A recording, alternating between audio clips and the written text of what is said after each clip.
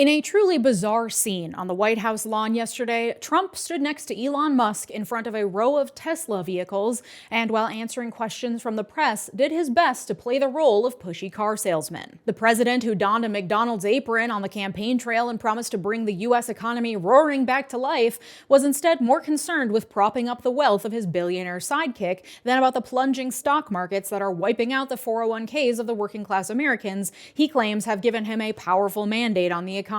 This is just the latest and most blatant example of corruption for a man who seems unconcerned with letting that corruption run rampant under his watch and with his participation. We are 50 days into the Trump presidency, and on every one of those days, plus, the 8 other years we've been dealing with his politics, Trump has shown time and again the frailty of our democracy. Norms and expectations we once considered to be pillars of our country, given rules no one would dare to break, have turned out to be a flimsy house of cards when confronted with a populist demagogue whose followers believe he can do no wrong.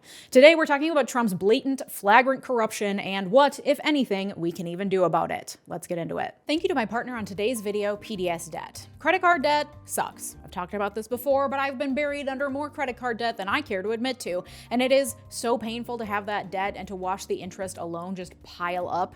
Your money is working harder for your lenders than for you, and if you're struggling with credit cards, personal loans, collections, or medical bills, you need to check out PDS Debt. PDS provides a service to match you with debt solutions tailored to your financial situation, and they have a team of people ready to help you with your debt journey. PDS Debt is offering a free debt analysis. It only takes 30 seconds. Head over to pdsdebt.com/Miller to get your free debt assessment today. You'll receive a full breakdown on how to take care of your debt. Everyone with over $10,000 in eligible debt qualifies, and there's no minimum credit score required. Whether your credit is bad or fair, they're here to help you save more, pay off your debt faster, and start putting money back where it belongs, in your savings account. Getting started is easy. Go to pdsdebt.com/Miller to complete your free debt assessment in just 30 seconds to see what options are available to you. Take back control today by visiting pdsdebt.com/Miller. Thanks, PDS Debt. In the days immediately after the 2024 election that Musk dumped over $100 million into, the stock market did well, and Elon's personal wealth, driven through his stock portfolio of businesses including Tesla,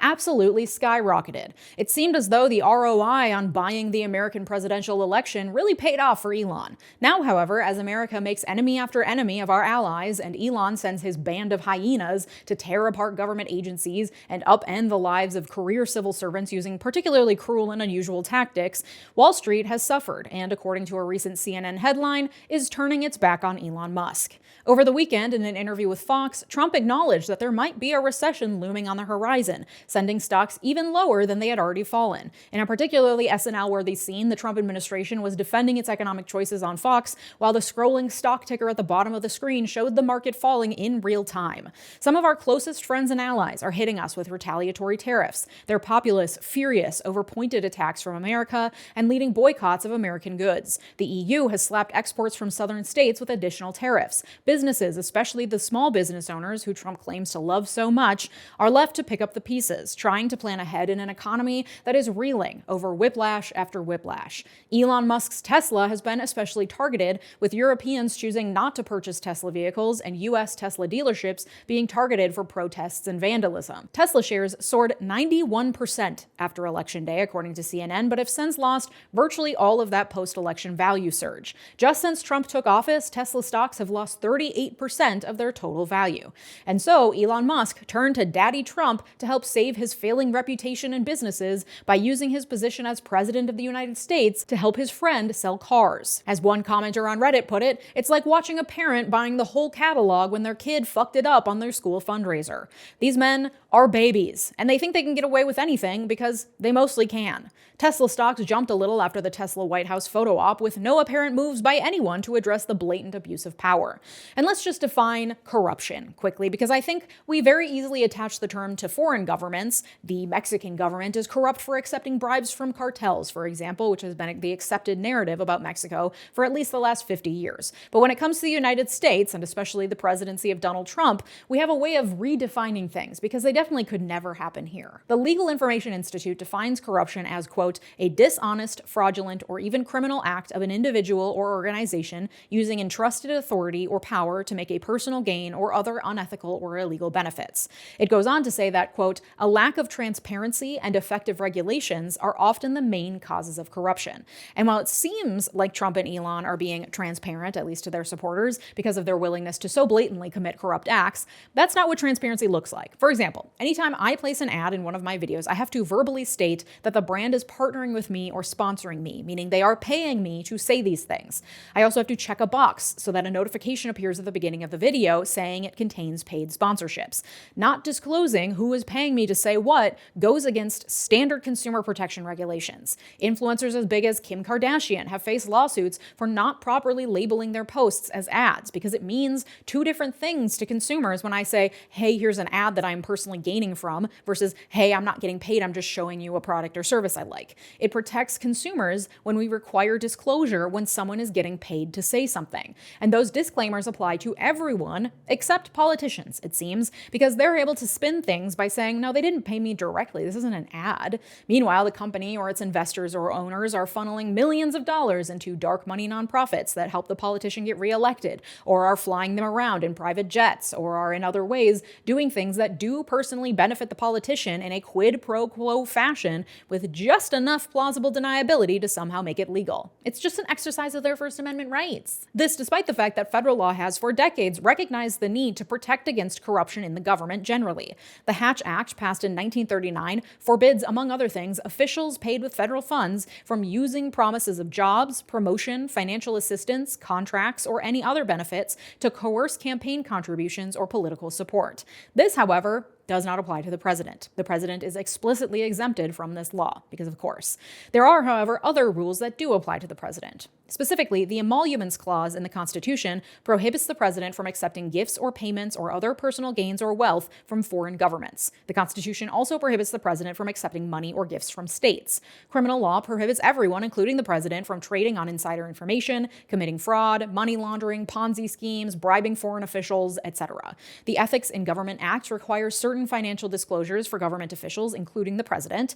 And then there are the unwritten ethics practices. For example, since the 1970s, every president, except Trump, has placed their assets in a blind trust that he could not see during the time he was president, and that was managed by an independent trustee. The problem with all of this, all these rules, regulations, etc., however, is that pesky enforcement piece. Before Trump, most of these requirements were never tested. No one had ever tried to legally enforce the Emoluments Clause. The presidential blind trust was voluntary. Presidents just did it because they understood that any appearance of financial self-interest could undermine the legitimacy of the president. And for most of our history, there's been a general understanding that whether or not the people see their government as legitimate was a central part of maintaining societal order and balance. Now that the Supreme Court has ruled that the president can't be held liable for official acts, even the criminal code is out the window. By concentrating power in the executive branch, Trump and his backers are placing into power only those people with complete loyalty to Trump. So traditional enforcement mechanisms like the Justice Department through filing lawsuits and enforcing disclosure laws, the FBI investigating misconduct, the Office of Government Ethics and White House counsel acting as advisors, none of those positions have the will to push back on Trump or hold him accountable, even if they could. If you run down the list of offices and people who have any ability to hold presidents accountable for corrupt practices, you will see they are largely all owned by Trump now. Congress, with its ability to impeach, to hold investigations, to issue reports, to recommend prosecution, is truly the final barrier when it comes to government ethics. Judges and lawyers are filing lots of lawsuits to challenge Doge activities, to fight for civil rights, and more, but suing the government over corruption presents legal challenges. Who has standing to sue? Who's being actively hurt by, say, Trump holding a March Tesla sales event on the White House lawn? The American people? Yeah, abstractly, but you can't file a class action lawsuit on behalf of every American. The ethics provisions that aren't entirely voluntary or based on unwritten norms do not provide for a private cause of action, meaning you or I can't sue if the president violates the law. The Justice Department, under Trump, sure as hell isn't going to enforce anything. It's truly just Congress, especially, for example, the House Oversight Committee or the Senate Governmental Affairs Committee that can launch investigations, issue subpoenas for records, get people to testify, recommend prosecutions, and initiate impeachment actions. The head of the House Oversight Committee is James Comer, and the ranking member for the Democrats is Jerry Connolly, who won out for the position over AOC, clearly showing a lack of any interest on the part of Democrats to put someone in power who would actually push against the status quo in favor of progressive change. So far, the committee has mainly had hearings about cracking down on sanctuary cities, so not much going on there by way of oversight or accountability, it seems. And the Senate Government Affairs Committee is headed by Rand Paul and includes includes Senators Ron Johnson of Wisconsin and Rick Scott of Florida. The most recognizable Democrat on the committee is John Fetterman. So, not looking great. This means that every potential enforcer or investigatory body within the government that could hold Trump and Elon accountable for corrupt practices is either owned by Trump or demonstrates zero will to do so. And Elon's special position means that he can largely skirt any oversight as well. He's not a government employee, he's not in the cabinet, since he doesn't really have an official position other than advisor to the president, and since DOJ isn't actually a federal department, Elon is able to skate around official regulations by just remaining a nebulous, foreboding, undefined presence in the White House. And while lawsuits are underway challenging Elon's position because the amount of power and control he's exerting over the government should require oversight and official nomination and confirmation by the Senate, that's for his position in DOJ, and it doesn't get at any personal financial gain he gets from his actions or any potential conflicts of interest, which there are many. In the meantime, if he ever is forced to comply with any confirmation or federal employee requirements, he can commit all the corrupt practices he wants, short of completely breaking criminal laws. And even then, as we saw with Eric Adams,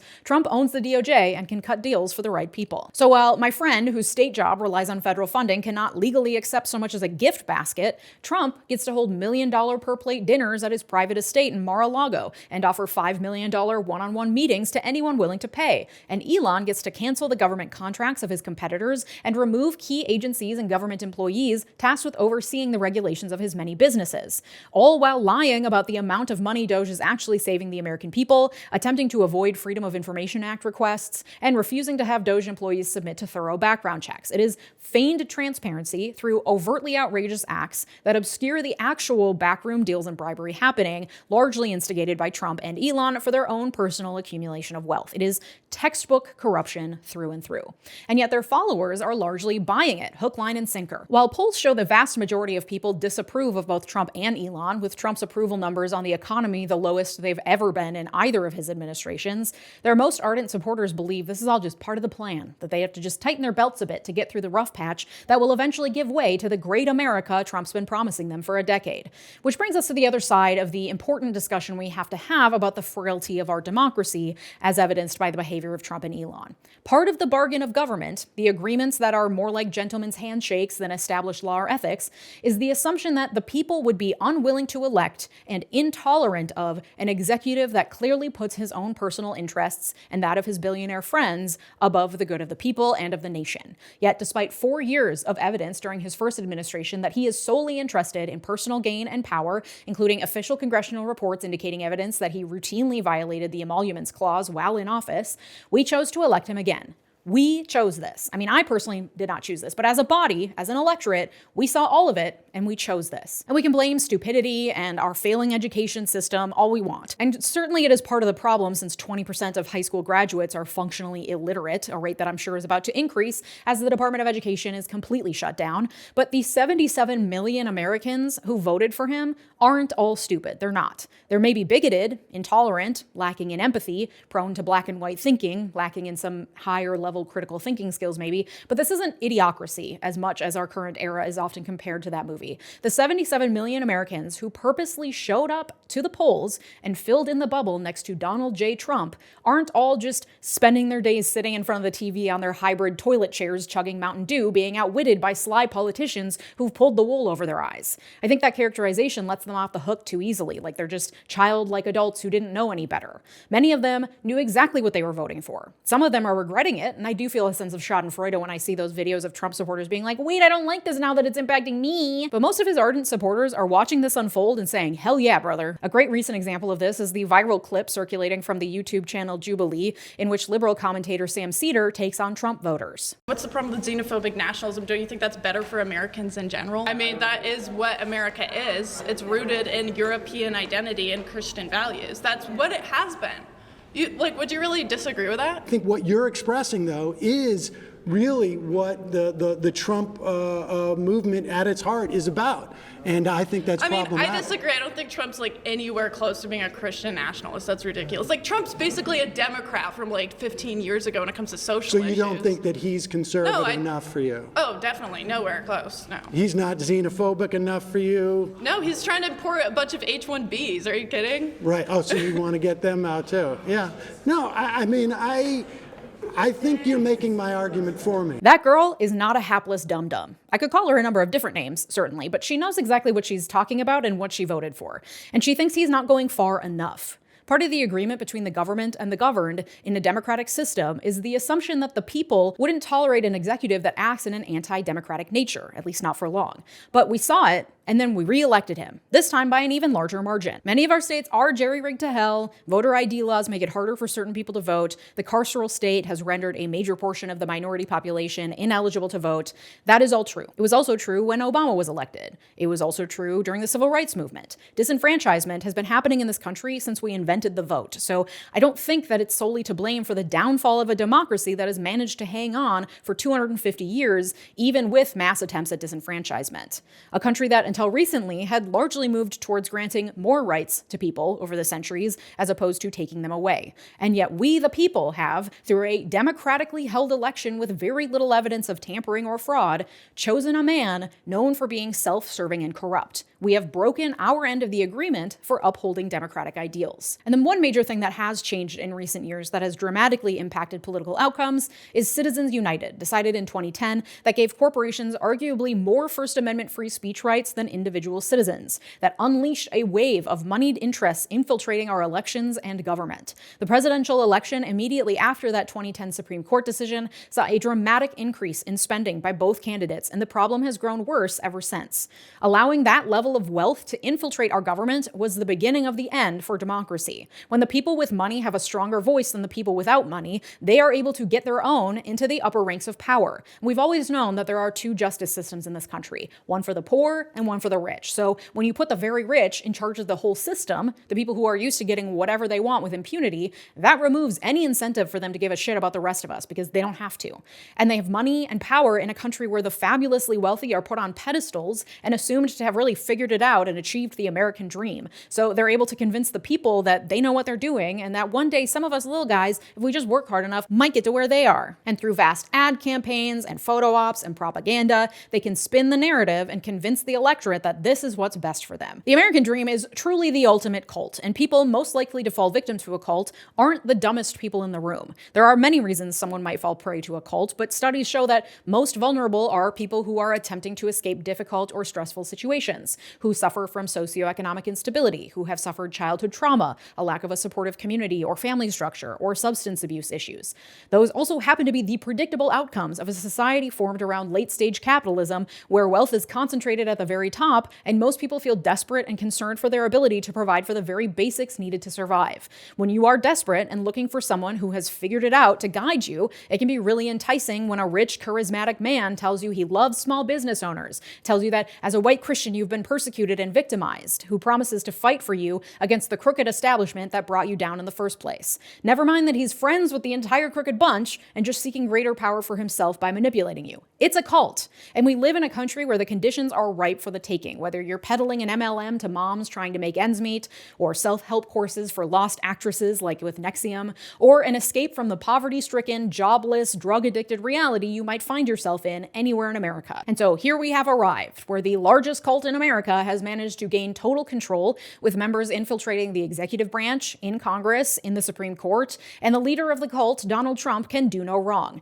And so he will never be held to account for his actions because he has managed to subvert the long-held rules and ethics standards that have largely rested on the hope that the people in power will see the value of maintaining decorum, respectability, and trust in institutions. But Trump, like any good cult leader, is willing to watch the world burn if it means more wealth and power for himself and his friends. And our only hope of stopping him appears to be voting Democrats into the majority in Congress in 2026. And if by that point the entire thing hasn't already imploded, the Democrats have given absolutely zero indication that they plan to do much to hold him to account, even if they do retake Congress. That being said, last week Senator Chris Murphy took over the US Senate floor to lay out all of the instances of corruption that have occurred in just the first 6 weeks of the Trump administration. His speech took half an hour and required a large, detailed graph. I'll link it in the sources so you can watch the whole thing. I'm not going to delve into all of them because Murphy already did a good job of that, and my videos tend to be less than 25 minutes long, so there simply is no time. But Senator Murphy makes the point at the end of his speech that I think is important to drive home, and why I wanted to talk about this today. The level of corruption under Trump is not normal.